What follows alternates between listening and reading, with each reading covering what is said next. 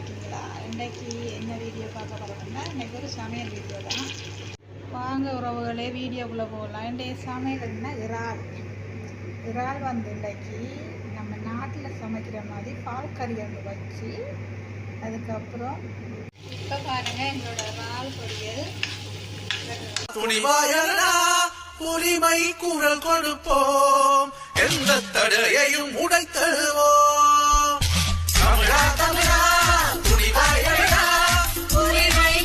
உறவுகள் அனைவருக்கும் வணக்கம். எல்லாரும் இருக்கீங்க, நல்லா இருக்கீங்களா? இன்றைக்கு என்ன வீடியோ பார்க்க போகிறோம்னா, இன்றைக்கி ஒரு சமையல் வீடியோ தான். என்ன சமையல்னு பார்க்குறதுக்கு முன்னாடி இந்த வீடியோ பிடிச்சிருந்தா லைக் பண்ணுங்கள், கமெண்ட் பண்ணுங்கள், ஷேர் பண்ணுங்கள். அதாவது மறக்காமல் எங்களோட யூடியூப் சேனலை சப்ஸ்கிரைப் பண்ணுங்கள். அப்படி இருந்தாக்கா உங்களோட வீடியோ வந்து உங்களுக்கு நோட்டிஃபிகேஷன் வந்தது. மறக்காமல் எங்களோட முழு வீடியோ பார்க்கணும்னா பிஎல் பிரதீப் யூடியூப் சேனலுக்காக பார்வையிடலாம். இப்போ வாங்க வீடியோக்குள்ளே போகலாம். இன்றைக்கி என்ன சமையல்னு பார்த்தீங்கன்னா, இப்போ பாருங்கள் எங்களோட இறால் பொரியல் வந்து ரெடி ஆகிடுச்சு. சாப்பிட்டு பாருங்கள், செம்ம டேஸ்ட்டாக இருக்கும். இதே மாதிரி நீங்களும் செஞ்சு பாருங்கள், உங்களுக்கு சூப்பராக கொடுத்துருக்கும். அதோட சின்ன பிள்ளைங்க ரொம்ப விரும்பி சாப்பிடுவாங்க. ட்ரை பண்ணி பாருங்கள், இதை செம்ம டேஸ்ட்டாக இருக்கும்.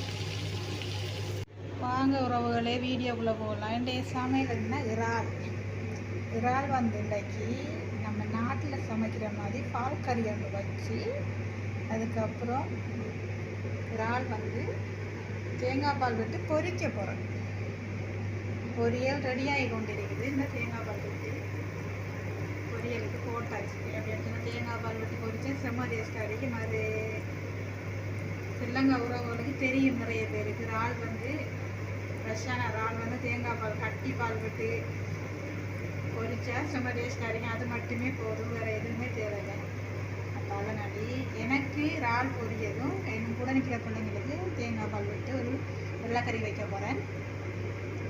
இது எப்படி செய்கிறதுன்னு பார்த்தீங்கன்னு சொன்னால், அந்த இறால் பொரியல் வந்து நல்லா கட்டியான தேங்காய் பால் எடுத்து இறாலையும் போட்டு வெங்காயம் என்னோட இதுபடி தேங்காய் பாலும் போட்டு கொஞ்சம் வெங்காயம் உப்பு எல்லாம் போட்டு கொஞ்சம் எண்ணெயை விட்டு வதக்கி, அதுக்கப்புறம் தேங்காய் பாலை விட்டு நல்லா கொதிக்க விடணும். மஞ்சள் கொஞ்சம் போட்டு நல்லா வரட்டினது வந்துடும். தேங்காய் பால்லையே அது வந்து ஃப்ரை ஆகிவிடும். அப்போ அந்த சும்மா டேஸ்ட்டாக இருக்கும்.